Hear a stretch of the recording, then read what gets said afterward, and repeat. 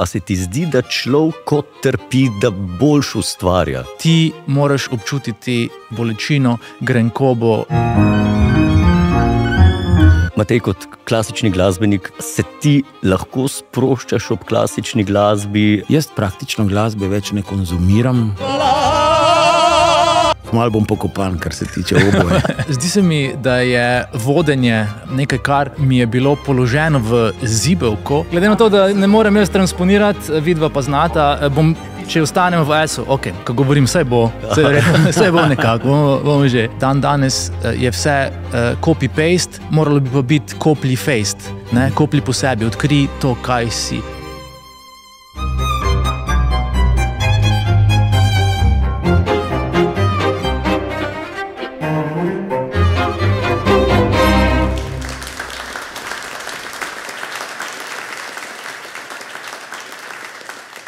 Spoštovane in spoštovani, v današnjem podcastu 1, 2, 3 bis gostim priznanega kreativca, razprodanega predavatelja na področju sodobnega duševnega zdravja, avtorja knjižnih uspešnic Aljošo Bagolo in nekdanjega prvega oboista orkestra Slovenske filharmonije ter direktorja Slovenske filharmonije in umetniškega vodjo orkestra Slovenske filharmonije Mateja Šarca. Spoštovana gosta, lepo pozdravljena.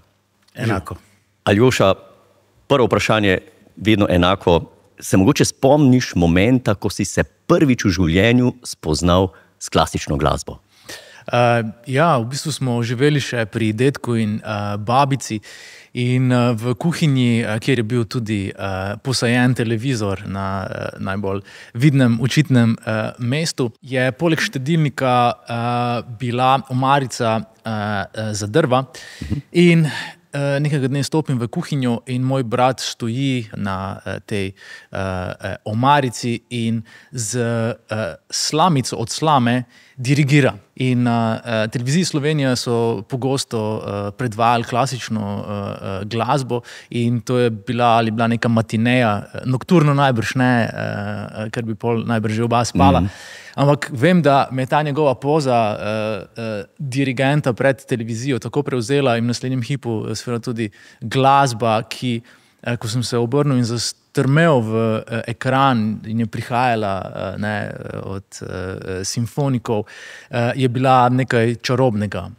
Tako da sem to potem kombiniral z očetovim gramofonom in njegovo zbirko plošč, med katerimi je bila tudi ena italijanska šansonska izvedba, ne vem katerega komada, ki se je pa začel z zelo tako klasično uverturo in vem, da mi je tisti violinski del prav tako vedno naježil kožo in če bi takrat imel že dlake, bi najbrž tudi te stale po konci. Ampak zanimivo je, da ti je oči padel, oziroma ti je padla vloga dirigenta, vloga vodje. Ne? Res je. Zdi se mi, da je vodenje nekaj, kar mi je bilo položeno v zibelko in sem se moral do tega dokopati, seveda, ko gremo skozi te faze odraščanja in razgrajaštva, eksperimentiranja, spoznavanja sveta, ker je dobro, da predvsem spoznaš tudi sam sebe, svoje meje, svoje zmožnosti, svoje priložnosti in na to vnaučuješ, zdaj dobesedno ali metaforično, v siceršnjem življenju. In ta vloga dirigenta, kreativnega dirigenta je pravzaprav nekaj, kar je moje življenje zaznamovalo, obogatilo in prineslo ogromno navdušenja. Čeprav sem se iz te vloge potem prisilno ali pa manj prisilno tudi upokojil. Matej, tebe glasba spremlja že celotno življenje, a je oboa tisti inštrument, ki ti je ulila ljubezen, strast do klasične glasbe? A je bil že kakšen inštrument pred oboa? Kje pa? Oboa. To je samo trpljenje, solze, jok. Ja, tudi soli oboe to v glavnem ponazarjajo v literaturi. Zanimivo je, Aljoša, ker si to povedal, ker, če dovolite, bom mečkano obrnil zdaj tole vprašanje. Ti si se očitno v ranem otroštvu znašel oziroma videl na področju vodenja. Ne? Jaz sem sicer začel najprej s harmoniko, kasneje seveda z oboe in obakrat to ni bila vodstvena funkcija. Ne? Sem bil eden izmed mnogih v harmonikarskem orkestru, kasneje v simfoničnem orkestru. Poslušal sem dirigente, poslušal sem profesorje, mentorje komorne glasbe in tako naprej in pravzaprav nisem imel nobenega motiva za to, da bi lahko vodil. Ampak oprosti, hočeš reči, da biti solo oboist v orkestru, da v tej vlogi ni nobenega vodenja? To seveda je, ampak solo oboist sem šele postal pri svojih, 25 plus letih. Ne. Do takrat pa ne. In do takrat sem bil zelo poslušen, zelo vodljiv, če lahko tudi temu tako rečem. Ne. In vse skupaj je prihajalo zaradi določenih potreb. Očitno so bile okoliščine takšne, da je bilo z moje strani pričakovano, da bom postopoma začel določene stvari voditi in tako sem seveda najprej vodil manjše ansamble, bil sem solist, potem sem, kot si že povedal, postal solo oboist, ki mora seveda voditi svojo sekcijo in večinoma tudi celno pihalno sekcijo. Večkrat je ravno oboist tisti, ki je najbolj na udaru v orkestru in mora pravzaprav zastopati zadnjo polovico orkestra naspram dirigentu, koncertnemu mojstru, nekako tudi uveljavljati lastne interese, malo grdo rečem, ne? Ampak vseeno v vseh teh situacijah, ki jih je potrebno reševati, je potrebno seveda, da ima ta del korpusa nekega zastopnika. Ne? In to sem počel potem več ali manj po potrebi. In se postopoma razvijal v to smer, tako da sem nekako to mojo otroško zakrnjenost očitno premagal. Si zdaj oboist v pokoju? Ja, najmanj. Ja. Kmalu bom pokopan, kar se tiče oboja. Zelo malo igram oboja zdaj. Zelo malo? Ja. Aljoša, ti si pa upokojen kreativni direktor, ne? Zdaj si v prvi vrsti predavatelj, knjižni avtor. Kakšna je razlika v tempu, v harmoniji, v frazi med tema dvema vlogama? Ja, z Matejem smo očitno zamenjala vloge. Ne? Ja. Ti si šel od oboista do direktorja, jaz pa od kreativnega direktorja do sajboista. Ko govorim saj bo, saj bo nekako, bomo že. Meni se zdi, ne vem, če imam prav, ampak zdi se mi, da se orkester oglušuje na oboe, na ton A, To drži. ker je to najčistejši ton. A imam prav? Drži. Odlično. Ja. In v bistvu je meni zvok oglaševanja orkestra eden najljubših zvokov v življenju. To prav oživim, zato ker se nekaj pripravlja, ker se bo zgodilo nekaj veličastnega, ker bo v ospredje stopilo brezhibno sodelovanje, ker bo nekdo moral to vse držati skupaj, voditi, določati tempo, strukturo. Spomnim se enega izjemnega Nikejevega oglasa, kjer se na prizorišču atletskega, svetovnega prvenstva ogrevajo vrhunski atleti. In vse je zgolj podloženo z zvokom oglaševanja orkestra. In to je fantastično, res. In zato vsakič, ko smo dobili naročilo, ko pač sem prišel v kreativni oddelek, je bila ta vznesenost, oziroma večinoma, ki je seveda simptom tega skorajšnjega kipenja energije. Ne? Pač orkester mora biti zvest partituri, dirigentu, skladatelju. Skladatelj je bil zvest neki višji sili, ki mu je narekovala, da skozi svoj genij sporoči nekaj, kar je na višji ravni in če temu dodam izjemno Einsteinovo misel, se pravi, rešitve se vedno zgodijo na višji ravni od tiste, na kateri so pač težave, ne, se pravi. In to se mi zdi pomembno razumeti tako pri kreativnem ustvarjanju. Da moraš ti vedno iti en nivo više, se pravi, oddaljiti se od težave, povedati zgodbo opolnomočiti, dati smisel, ne, in to se mi zdi, da so presečne množice kakršnega koli kreativnega udejstvovanja v katerikoli izmed industrij. Koliko številčni orkester si imel v kreativi, oziroma si jim dirigiral, dajal intonacijo? Koliko je bilo to ljudi? Se pravi, oglaševalski oddelek je štel tam okoli 40 do 50 članov, čisto kreativno jedro tam okoli 25, potem pa v različnih etapah podjetja, tim 100-150, za regijsko strukturo tudi do 400. Ne. Matej, koliko ljudi je v Slovenski filharmoniji? Zaposlenih nas je 154, od tega je 97 zaposlenih v orkestru, 38 v zboru, preostanek so pa tako imenovane skupne službe, se pravi administracija. A klasična glasba v tako velikem timu, Aljoša, vpliva na kreativnost? Se je kdaj zgodilo, da ste bili v ekipi, prišli ste do nekega zidu, ni šlo naprej, ni bilo dobre ideje, ste imeli kaj, pauzo, ste šli na pivo, a ste kdaj tudi poslušali klasično glasbo? Jaz moram priznati, da še v življenju nisem bil pijan in tudi piva nisem, razen v gostilni, družinski, okusil tam od 4. leta naprej. Tako da so drugi šli kdaj na pivo. Jaz sem pa pogosto, ker sem imel pač kot vodjo tudi svojo pisarno, svoj relativni mir, čeprav v pisarni vedno kdo ždel ali trkal na vrata, s čimer se zagotovo Matej lahko poistoveti. In tam je bila obvezna pač zbirka glasbe in med to je kraljevala klasična glasba.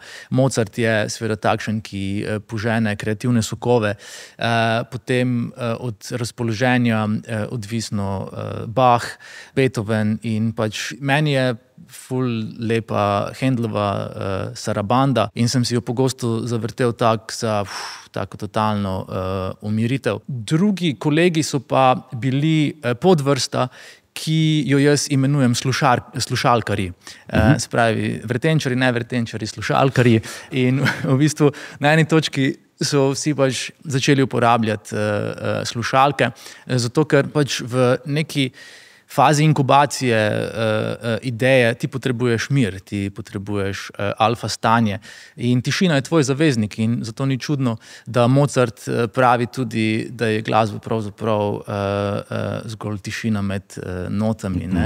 In zato rabi vsak svoj mehurček, rabi v bistvu svojo odmaknjenost od vseh impulzov, dražljajev, dinamične industrije, ki že v osnovi zahteva celega človeka fizično na sestankih, kaj šele, da lahko ti vmes se potunkaš v ta svet, kjer se kreativnost dejansko zgodi. In tako je vsak pravzaprav prebival v tem svojem zvočnem in eteričnem mehurčku in jaz v to nisem posegal. Kaj so si pa vrteli, pa je seveda njihova intimna playlista, ampak ne dvomim, ker je bilo tudi v ekipi veliko glasbenikov, da je klasična glasba bila pogost spremljevalec. Matej, kot klasični glasbenik, se ti lahko sproščaš ob klasični glasbi ali jo zelo pozorno poslušaš, analiziraš, ocenjuješ samega izvajalca? Kako je to v Slovenski filharmoniji? Kako se sprostite? Ja, minili to, ko smo prej govorili o upokojenosti in pokopanosti, to velja tudi za mojo konzumacijo glasbe. Jaz praktično glasbe več ne konzumiram do te mere, da bi rekel, želim si potešiti neko žejo. To se mi mogoče zdaj zgodi še enkrat na leto ali na 2 leti. Sicer pa je glasba dejansko postala tisto sredstvo, s katerim se vsakodnevno ukvarjam.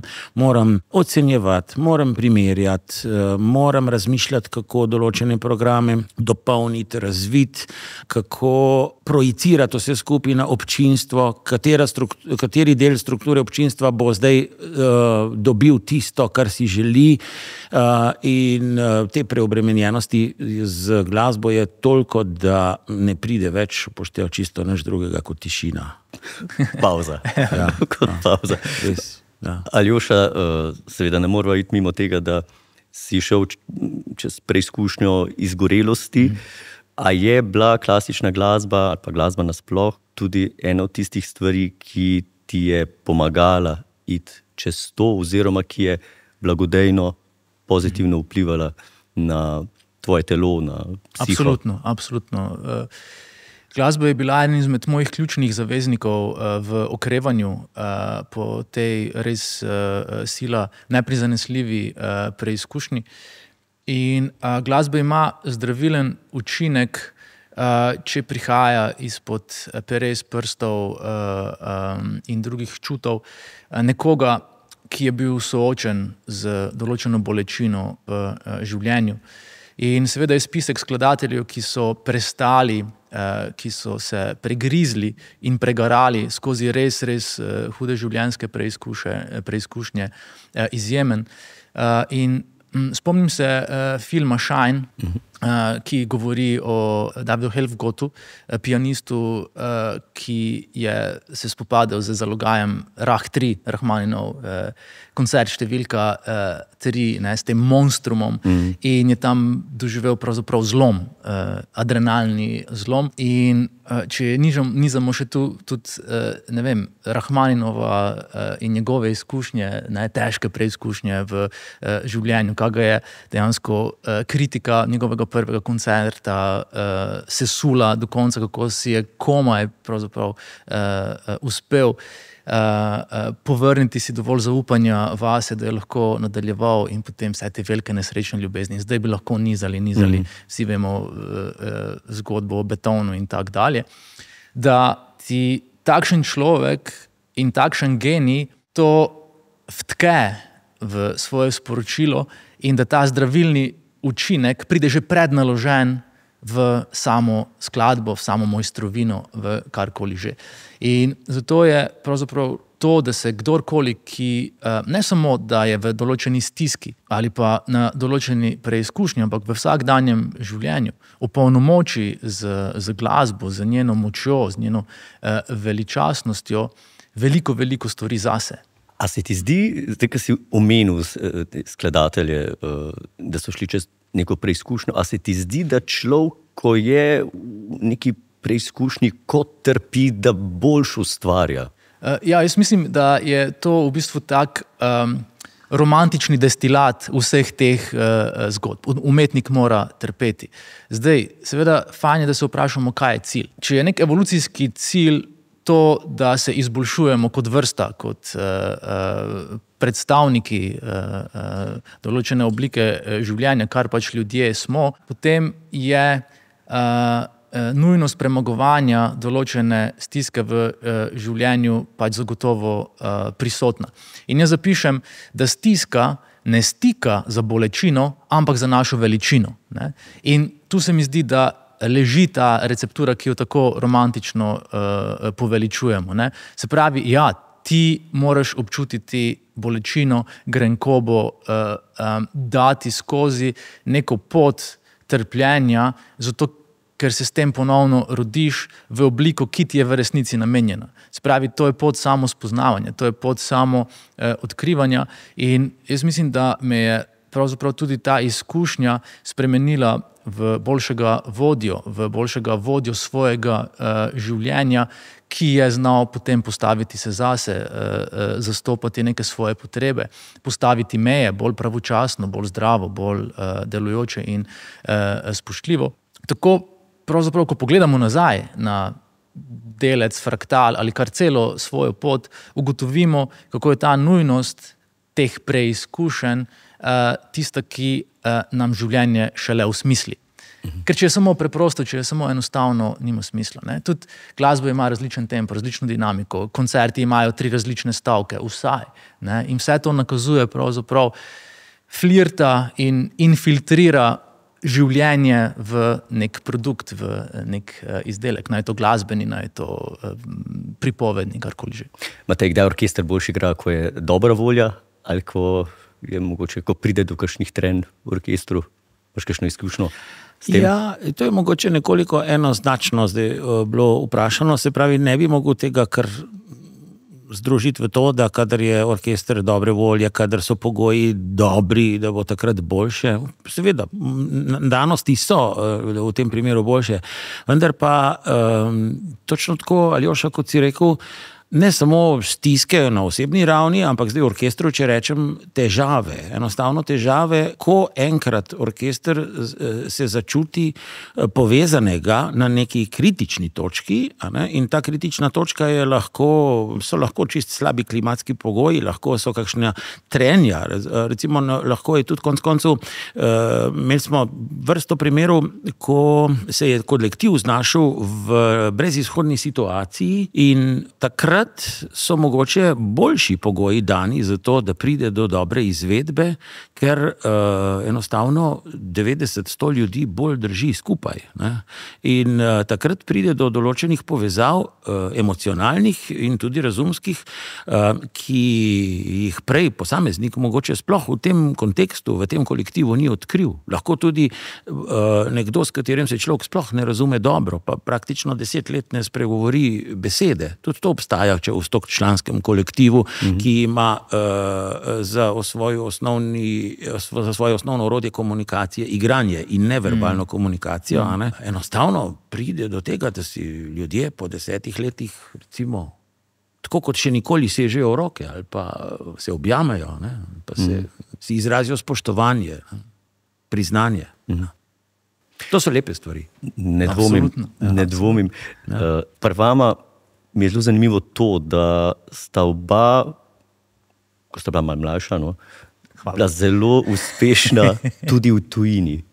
Ne? Aljoša, ti si dobil ogromno priznanj, ogromno vrhunskih rezultatov, si dosegel v tujini. Matej, študiral si v Freiburgu, igral tudi v Freiburški filharmoniji, kot solist nastopal po celem svetu, ampak zanimivo je, da pa oba sta se pa vrnila v Slovenijo in oba ustvarjata v Sloveniji. Dostkrat slišimo, da Slovenija je majhna, v Sloveniji ni dovolj publike, se v majhni državi se ne da nič narediti, ampak dejansko več kot očitno se v majhni državi da zelo, zelo veliko narediti. Se da dobiti veliko dela, toliko dela, da še telo tvoje ni zdržalo. Ja. Kaj je vajno mnenje? A v majhni državi je težje dobiti publiko oziroma se boriti za naročnika ali lažje? Zagotovo je, magnetizem tvojega doma, tvojih korenin, tvojega bistva takšen, da nenehno piha na tvojo dušo in te vabi. In zdi se mi, da pač je tudi osnova duševnega zdravja to, da pripadamo, da znamo sodelovati v dobrih, zdravih odnosih in da smo nečemu predani. In ko si doma, ko si pač obkrožen z ljudmi, ki delujejo z podobnega psihogenoma, v resnici, že tako okorno to poimenujem, se te stvari lažje zgodijo. Ne? Ampak hkrati z tem, da ti je ta del precej lažji, da ti je ta del precej bolj domač, je bolj znana tudi patologija. In to pomeni, da si hkrati že bolj prednastavljen na to, da ti bo marsikdo želel očitati uspeh, ga diskvalificirati, se o njem prej spraševati tako in drugače. Zato se moraš ti zavedati, da en del tebe v resnici to bolečino spet potrebuje, ne? Da smo tako naštimani, da moramo pa malo trpeti. Ne? In ko znaš med tem dobro in lepo preklapljati, se ti seveda razodene ena druga možnost. Ker recimo, jaz kot predavatelj, kot čutim to, kar zmorem, znam in kar lahko prenesem, bi si želel trenirati na nivoju, Luke Dončića. Jaz bi želel vsak dan imeti vrhunski drill, vrhunskega trenerja, zato da pač pridem na oder in da je to popolno. Ne? In zato se ne sramežljivo držim zgolj pač, pa ne da bi Slovenija prenesla katerikoli standard. V Sloveniji pa lahko priješ pa malo pametuješ na odru in je to. Ne, niti slučajno. Tudi to hočem biti najboljši. Ampak se ne branim tega, da bi, kot je tudi pač moj načrt, da grem na tuje odre, da pač zdravo rastem. In česar se pri nas mogoče ne zavedamo dovolj, je to, da je zdrava rast to, da si vedno malo izven področja svojega udobja. In to je v Sloveniji včasih težko zagotoviti, ker pač je področje udobja se zelo hitro zgodi, zelo enostavno ga vzdržuješ. Rasteš pa samo tako, da si vedno 10% nad svojimi trenutnimi zmožnostmi. Ne? In tudi jaz sem se mogel od tega, ko sem bil, kreativni superman in na to strmoglavil, se znova postaviti na noge točno za temi drobcenimi koraki. Trenutno so moje sposobnosti to, kako grem čez to, kako izboljšam svoje odnose, kako se ukvarjam sam s sabo, kako rastem. Ne? In to se mi zdi, da je nekaj, kar je pogojeno za tem, da si blizu tvoji družini, da si v okolju, kjer si znaš najti varno zavetje in tako dalje. Ampak potem moraš spet pobegniti, spet moraš iti ven, spet se moraš izpostaviti, spet moraš biti v nekem zdravem dvomu, spet moraš biti pod nekim viharjem kritike ali pač neke kritične pozornosti, no, če temu lepše rečem. Ker to je rast, zato moramo biti znati doma in tudi stopiti čez planke. Matej, Slovenska filharmonija raste že od leta 1701. Ne vem, če ljudje to vedo, ampak to je ena najstarejših kulturnih inštitucij v Evropi. Ne?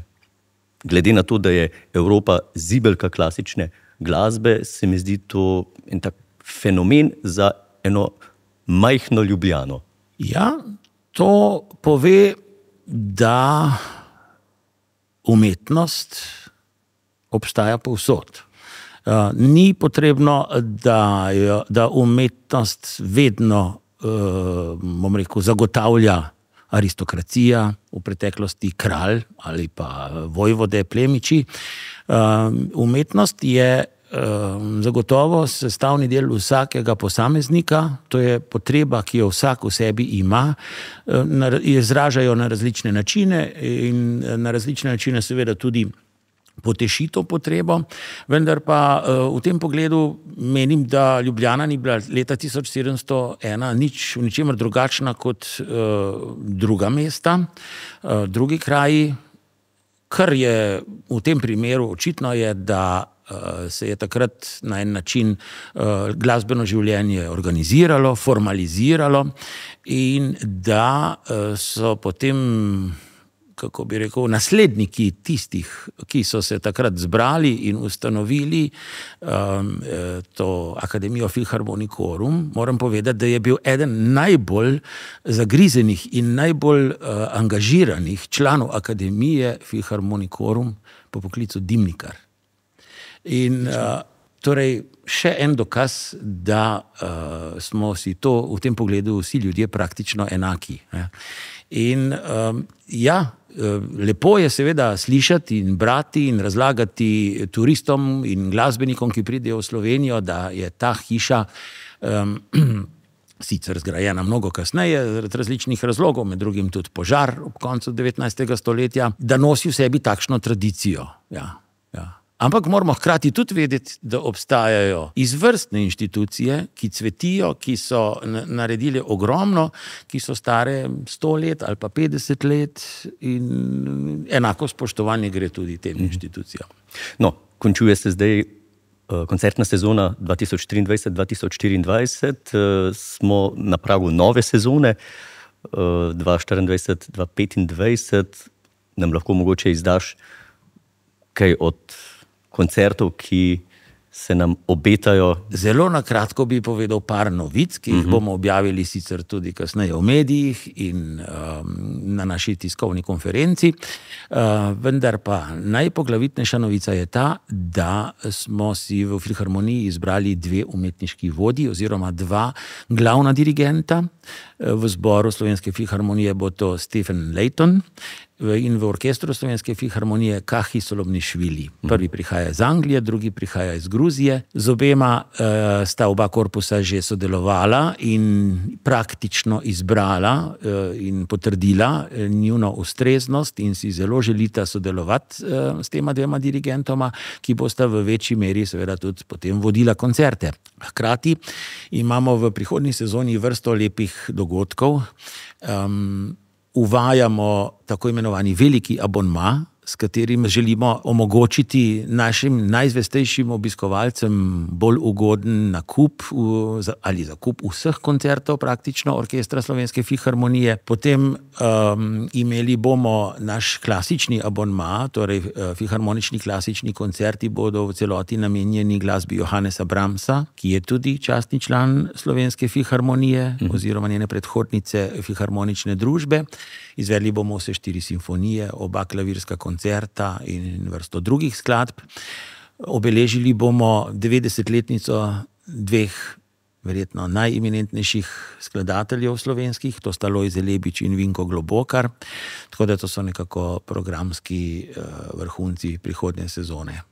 Aljoša, ti si mojster oglaševanja. Kako gledaš na vse te projekte, ki jih ima Slovenska filharmonija? Se pravi, od zdajle v juniju se začne tudi filharmonična hitparada na ljubljanski tržnici, konec avgusta imamo koncert, oziroma je koncert, otroški abonma v Živalskem vrtu.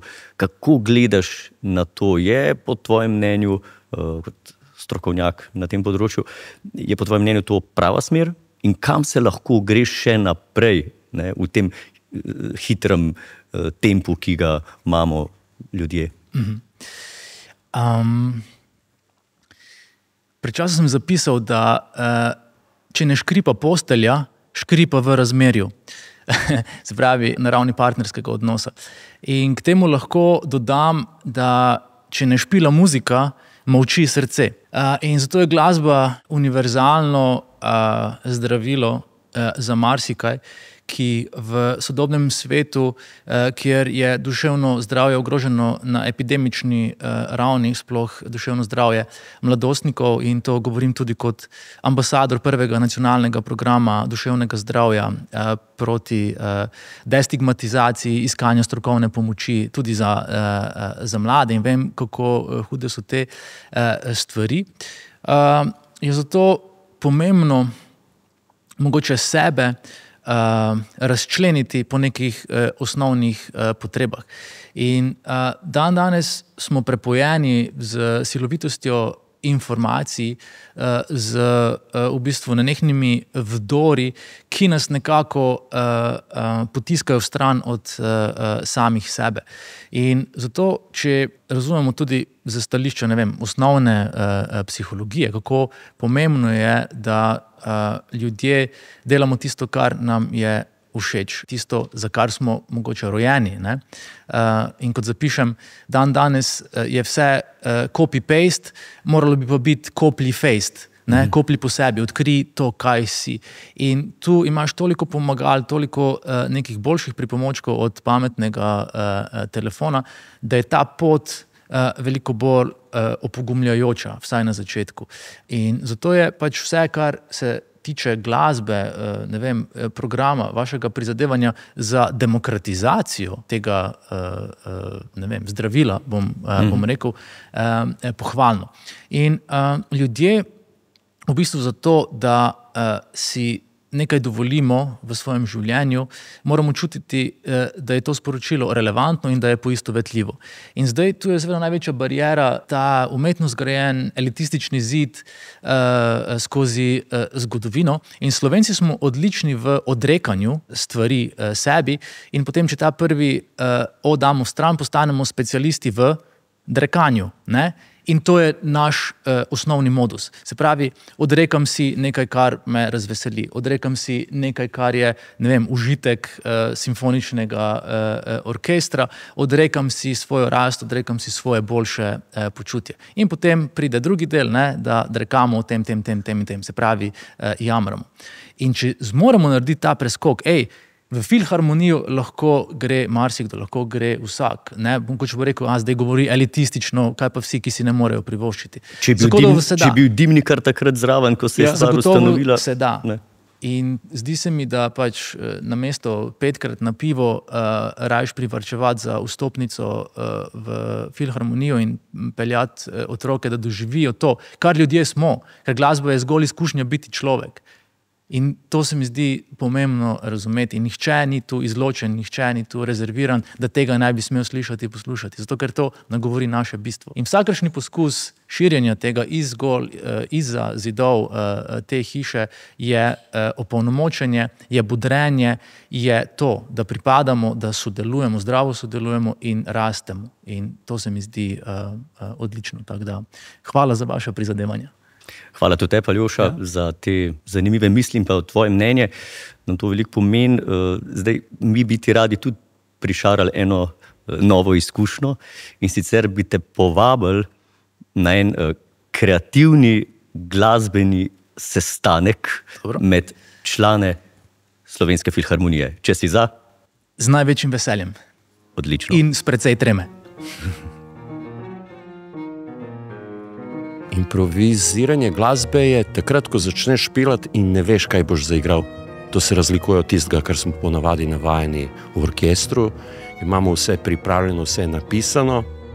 Improvizirati glasbo je takrat, da igraš čez glasbo nekaj, kar ima smisla, ampak ti si izmišljuješ v tem trenutku. In to je zelo tudi zabavno, zanimivo. Zadnjih 200 let mogoče šele, da ni improvizacije v klasični glasbi. Prej je bilo. Bach je bil znan kot improvizator, Mozart je bil fenomenalen improvizator. 19. stoletje takrat je veljalo, da glasbenik tudi mora znati improvizirati. Ta način uporabim za ustvarjanje glasbe tudi. Odvisno, koliko poznaš glasbo, odvisno, koliko razumeš, kaj glasba rabi v tem momentu in da to tej glasbi ponudiš.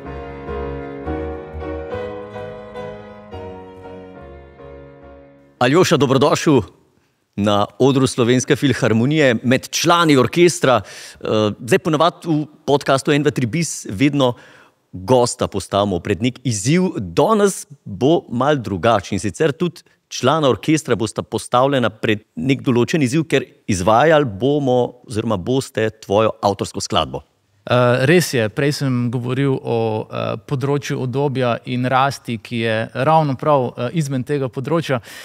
Tako da res me veseli in v izjemno čast mi je danes biti v družbi takšnih izjemnih glasbenikov, ker bom jaz pač predstavil neko strukturo ene svoje skladbe in potem jo bomo probali skupaj ušpičiti v živo. Tako da imam precej treme, kot sem že povedal, ampak poskusimo. Evo, uvod je nekako takšen. In potem gremo v en bolj ritmični del. S. Kaj? Majes durno. Dobro, okej. Glede na to, da ne morem jaz transponirati, vidva pa znata, bom, če ostanem v S-u, okej. Slabo to kaže, slabo. Pol je pa en tak, v bistvu, malo grandiozen, pompozen del, tako kot moja frizura. Pol je pač nekega drobencljanja, pa zaključimo, ne vem, kak... Okej, tega imam. Smo ready? Ja, smo. Okej, mi smo ready. Ste ziher? Je to vaš zadnji odgovor? Dame in gospodje, izjemen kreativec na večjih področjih, danes pa premierno na odru Slovenske filharmonije, Aljoša Bagola in člana orkestra Slovenske filharmonije. Gospodje, naj se zgodi moment.